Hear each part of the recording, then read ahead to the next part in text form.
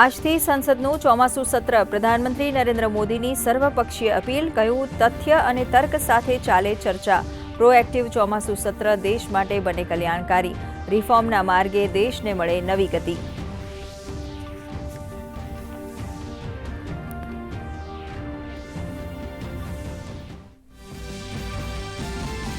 ચોમાસું સત્રના પ્રથમ દિવસે કેન્દ્રીય ગૃહમંત્રી રાજ્યસભામાં રજૂ કરશે રાષ્ટ્ર ગૌરવ અપમાન નિવારણ વિધેયક 2026. પ્રસ્તાવિત બિલ હેઠળ વંદે માતરમનું અપમાન ગણાશે ફોજદારી ગુનો. તો લોકસભામાં ન્યાય મંત્રી અર્જુન રામ મેઘવાલ રજૂ કરશે ઉચ્ચતમ ન્યાયાલય સંશોધન વિધેયક. રાષ્ટ્રપતિ દ્રૌપદી મુર્મુ મોલ્દોવાના પ્રવાસે. રાષ્ટ્રપતિ પોતાના સમકક્ષ સાથે કરશે દ્વિપક્ષીય બેઠક. મોલ્દોવા ભારત સંસદીય મૈત્રી સમૂહના સભ્યોને કરશે સંબોધન. સાથે ભારતીય સમુદાય સાથે કરશે સંવાદ.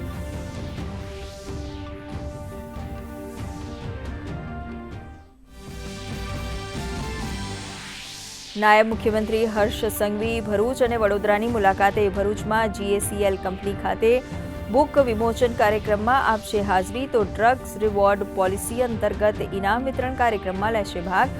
સાથે જ માંજલપુર વિધાનસભા પેટા ચૂંટણીને લઈ ઉદ્યોગપતિઓ સાથે કરશે સંવાદ. રાજ્યમાં ચાંદીપુરા વાયરસનો કેર. જામનગરમાં શંકાસ્પદ ચાંદીપુરાથી 2 વર્ષની બાળકીનું મોત. GG હોસ્પિટલમાં ચાંદીપુરાના 2 શંકાસ્પદ બાળ દર્દીઓ સારવાર હેઠળ. જામનગર અને દેવભૂમિ દ્વારકામાં 3 શંકાસ્પદ કેસ. રિપોર્ટ બાદ થશે સ્થિતિ સ્પષ્ટ. દેશના ઉત્તર પશ્ચિમ અને પૂર્વોત્તર વિસ્તારોમાં ચોમાસું સક્રિય. હવામાન વિભાગે ઉત્તરાખંડ, જમ્મુ કાશ્મીર અને હિમાચલ પ્રદેશમાં ભારેથી અતિભારે વરસાદનું આપ્યું એલર્ટ. તો રાજ્યમાં આગામી 7 દિવસ છૂટાછવાયા વરસાદની આગાહી. છેલ્લા 24 કલાકમાં 111 તાલુકાઓમાં વરસાદ.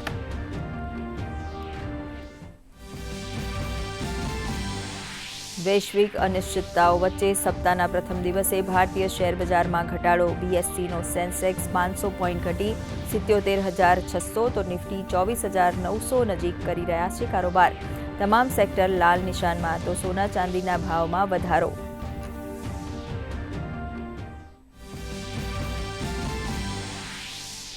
સોળ વર્ષ બાદ સ્પેન ફરીથી બન્યું ફીફા વર્લ્ડ ચેમ્પિયન. આર્જેન્ટિનાને 1-0 થી આપી હાર.